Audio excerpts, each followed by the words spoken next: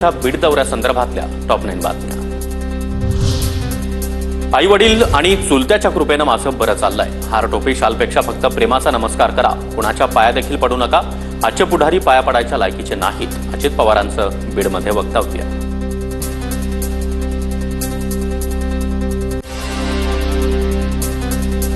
सहयोगाने आई बापाच्या कृपेने चुलत्याच्या कृपेने बरंच चांगलं चाललंय आमचं।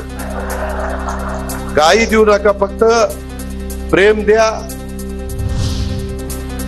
अजितदादांनी काकांना फक्त आशीर्वादापुरतच मर्यादित ठेवलाय। मुख्यमंत्री देवेंद्र फडणवीसांचा शरद पवार यांना टोला।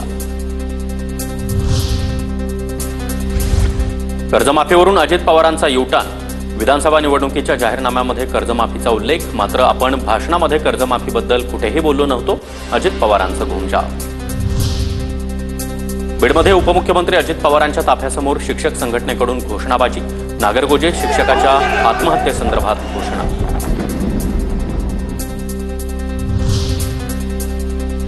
कार्यकर्त्यांना पक्षामध्ये घेताना त्यांचे रेकॉर्ड तपासा, चुकीच्या लोकांना सोबत घेतलं तर मोठी किंमत मोजावी लागते। अजित पवारांची पदाधिकाऱ्यांना खबरदारी घेण्याची सूचना।